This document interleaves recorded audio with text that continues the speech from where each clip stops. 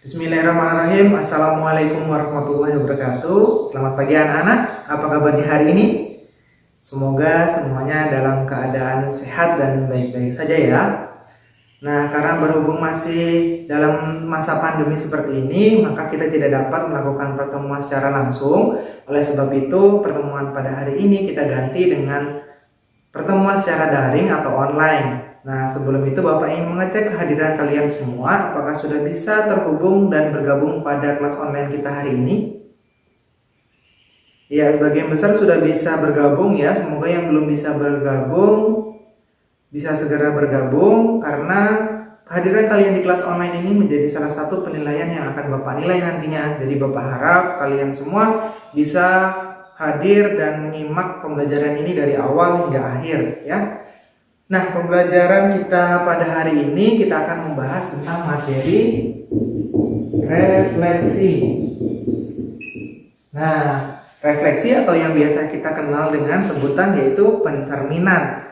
Nah, adapun harapan atau tujuan yang diharapkan setelah kita mempelajari materi refleksi ini, yang pertama adalah kita bisa menyebutkan contoh-contoh refleksi dalam kehidupan kita sehari-hari. Kemudian yang kedua, kita bisa menemukan sifat-sifat dari refleksi. Kemudian yang ketiga, kita bisa menemukan konsep refleksi terhadap sumbu X dengan kaitannya dengan konsep matriks. Kemudian yang keempat, kita menjadi terampil menggunakan matriks refleksi dengan pengamatan terhadap titik-titik dan bayangannya. Nah, sebelum memasuki materi lebih jauh, Bapak ingin menanyakan kepada kalian semua, siapa di sini yang di rumah tidak memiliki cermin?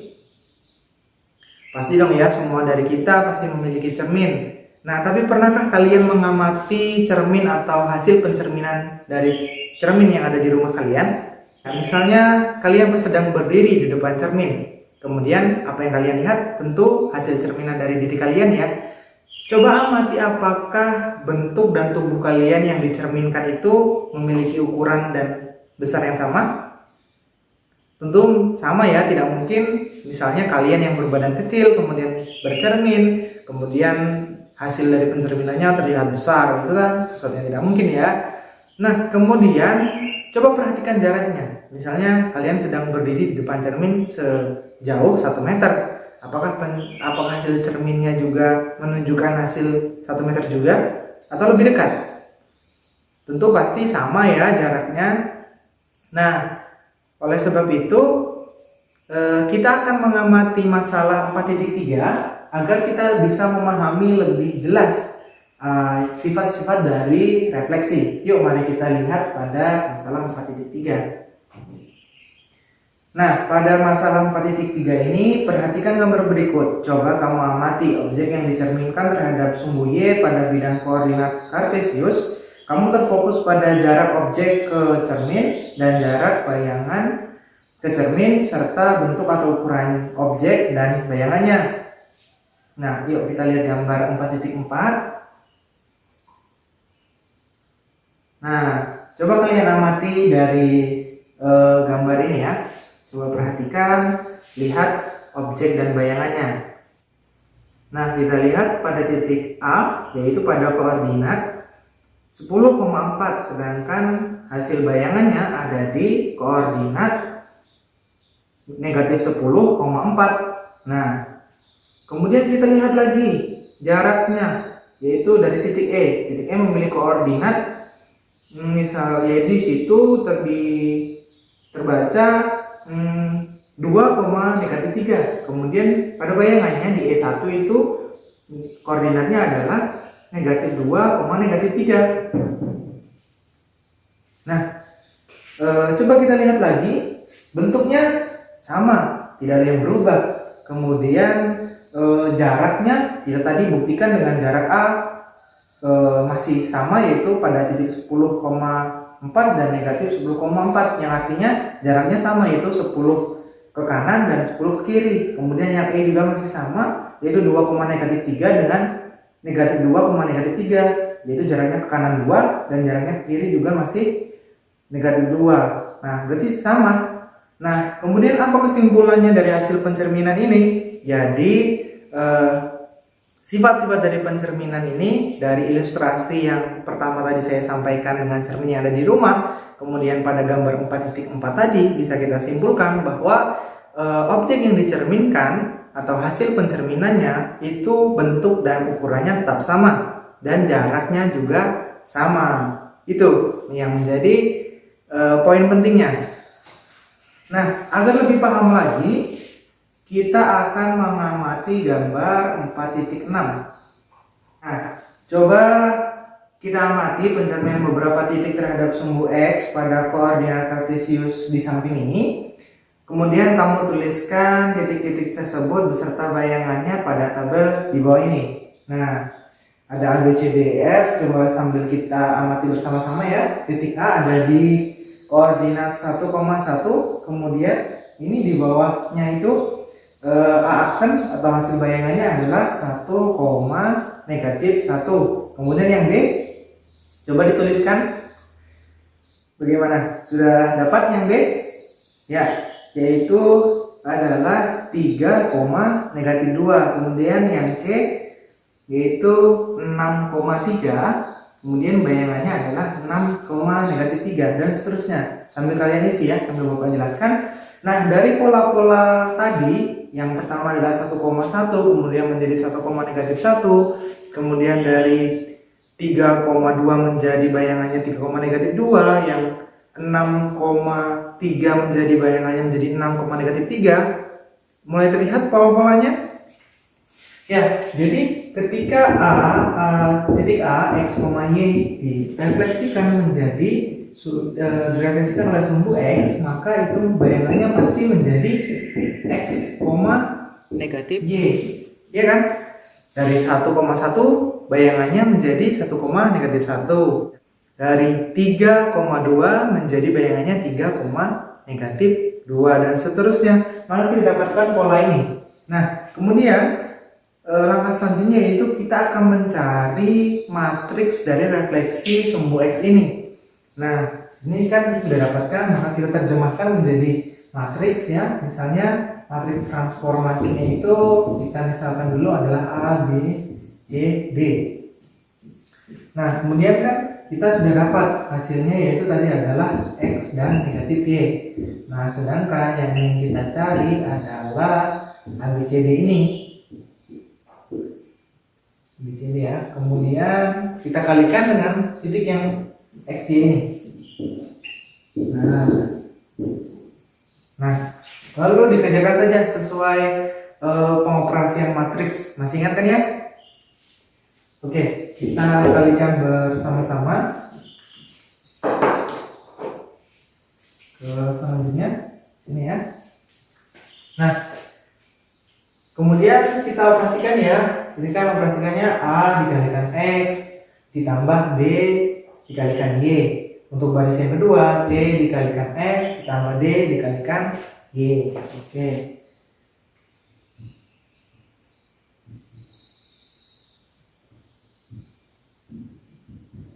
AX plus BY kemudian didapatkan CX plus BY.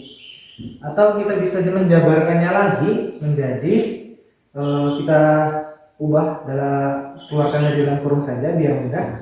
AX plus BY. Nah, kita ingin mencari nilai-nilai dari ABCD-nya ini, maka kita tuliskan dulu. Yang pertama ini kita ingin mencari nilai A dan B-nya. Bagaimana caranya? Nah, kita lihat di sini ada variabel X.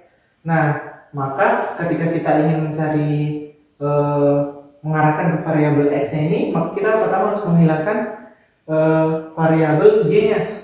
Maka berapa nilai B agar bisa hilang? Nah, pasti dikalikan 0 ya.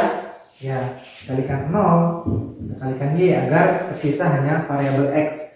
Nah, maka tersisa AX sama dengan X. Maka A ini harus bernilai berapa agar menghasilkan sama dengan X? Ya, pasti 1 ya. Iya. Maka 1 dikalikan X. Nah, maka kita dapatkan A-nya ini adalah 1 dan B-nya ini adalah 0. Nah, kemudian yang kedua, yang min Y sama dengan CX plus DY. Sama seperti tadi, karena kita ingin mengarahkan variabel Y, maka kita harus menghilangkan variabel X-nya. Dengan cara bagaimana? Yaitu dengan cara mengalihkan variabel X-nya dengan 0 ya. Kemudian sisa DY. Nah, D ini harus bernilai berapa agar bisa sama dengan negatif Y? Ya, tentu saja negatif 1 ya. Ya, negatif 1 dikalikan Y, maka diperoleh nilai C-nya adalah 0 dan nilai D-nya adalah negatif 1. Maka kita kembalikan lagi ke sini sehingga kita kembalikan ke sini. Maka matriksnya X negatif Y yaitu sama dengan, maka hasilnya adalah A-nya tadi adalah 1 ya. A-nya adalah 1, B-nya adalah 0, C-nya 0 dan D-nya negatif 1 dikalikan X Y.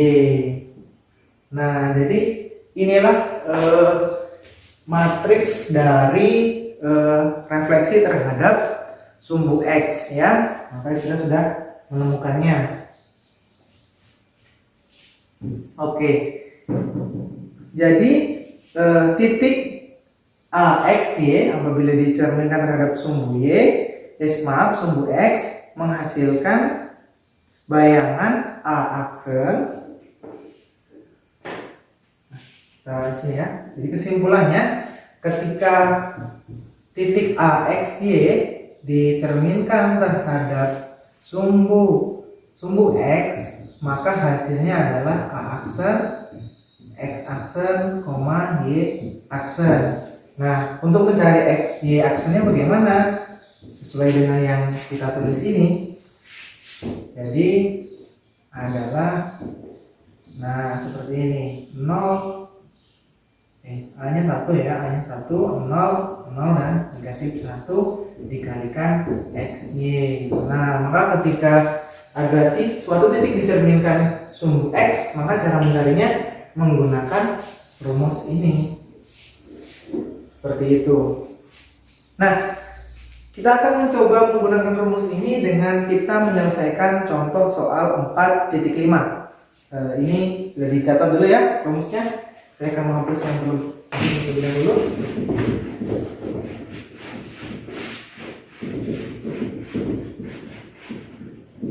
Oke, baik. Contoh 4.5. Nah, contoh 45 di situ dikatakan ada titik A yaitu negatif 3,3 dicerminkan terhadap sumbu X. Nah, oke. Jadi kita jawab. Nah, bagaimana cara menjawabnya? Yaitu dengan kita menggunakan rumus ini tadi.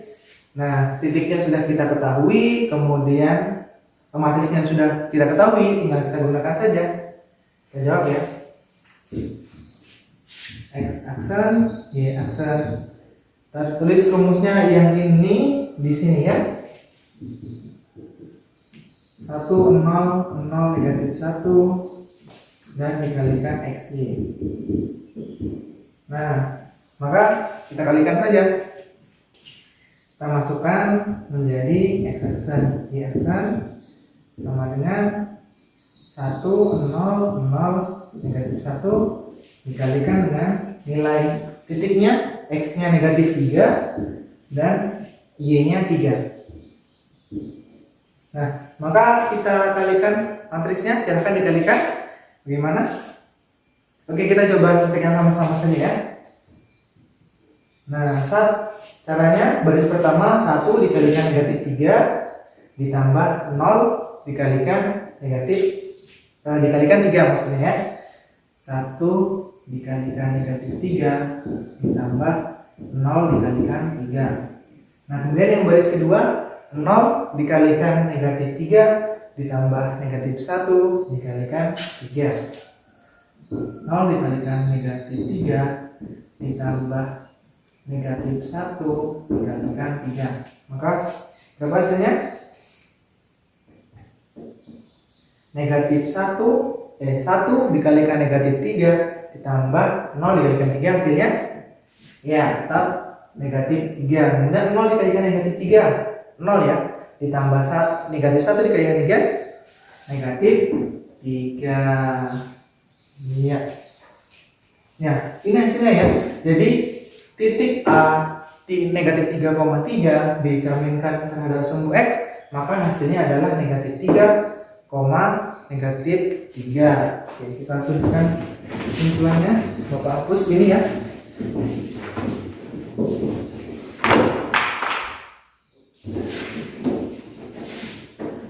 Nah, jadi ini jawaban kesimpulannya A negatif 3,3 apabila dicerminkan terhadap sumbu X maka menghasilkan bayangan atau aksen negatif 3, negatif 3. Seperti itu ya. Nah, sekarang kita akan membuktikan apakah benar jawabannya adalah negatif 3,3 dengan memperhatikan sifat-sifat yang sudah kita temukan di awal tadi, yaitu jaraknya sama dan bentuknya juga sama. Oke, kita akan membuktikannya dengan membuat sketsanya. Y, X, 0.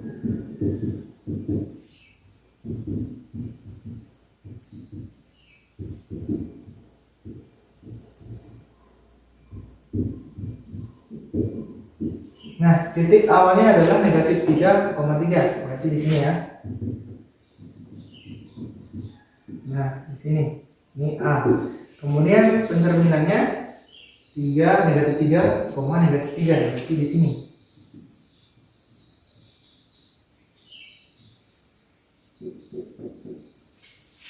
Nah, ini dia. Nah, coba kita perhatikan. Ini adalah bendanya, ini adalah objeknya, ini adalah objek, dan ini adalah bayangannya. Bayangan. Nah, kita perhatikan jaraknya. Jaraknya apakah sama? Kita lihat jaraknya 1, 2, 3. Dan bayangannya jaraknya 1, 2, 3. Maka jaraknya sama, maka memenuhi syarat yang pertama. Kemudian yang kedua yaitu bentuk dan ukurannya tetap sama. Nah, ini titik dan ini juga masih titik. Berarti tidak mengalami perubahan ukuran ya. Jadi masih sama ukurannya. Maka ini kita sudah buktikan, maka hasil dari negatif 3,3 yaitu betul adalah bayangannya adalah negatif 3,3. Iya, demikian ya, kita sudah menyelesaikan contoh soalnya dan juga membuktikannya. Nah, sebelum kita akhiri, yuk mari kita simpulkan apa saja yang sudah kita pelajari dari awal tadi. Yang awal tadi kita sudah menemukan sifat-sifat dari refleksi. Apa saja sifat-sifatnya? Yang pertama adalah jarak objek dan bayangan hasil pencerminan tetap sama. Yang kedua adalah ukuran dan besarnya juga tidak mengalami perubahan atau tetap.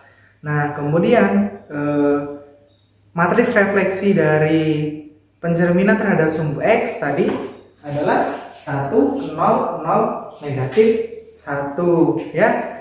Demikian pembelajaran kita, semoga bisa dipahami. Nah, sebelum kita tutup, Bapak nanti akan mengirimkan tugas untuk kalian melalui Google Classroom. Ada LKPD yang harus dikerjakan berkelompok, tapi berkelompoknya secara online saja, tidak usah berkumpul-kumpul karena kita masih social distancing. Kemudian juga ada tugas pribadi yang harus kalian kerjakan masing-masing, tidak boleh saling mencontek ya. Dan jangan lupa untuk belajar mengenai pencerminan terhadap sumbu Y, garis Y sama dengan X, dan garis Y sama dengan negatif X. Nah, itu nanti akan kita bahas pada pertemuan selanjutnya. Jadi kalian sebaiknya belajar terlebih dahulu ya. Demikian yang bisa Bapak sampaikan, semoga bisa dipahami. Apabila ada yang belum dipahami, bisa menghubungi Bapak melalui WA nanti ya. Ya, sebelum Bapak akhiri, Bapak ingin mengecek terlebih dahulu apakah semuanya masih menyimak dengan baik?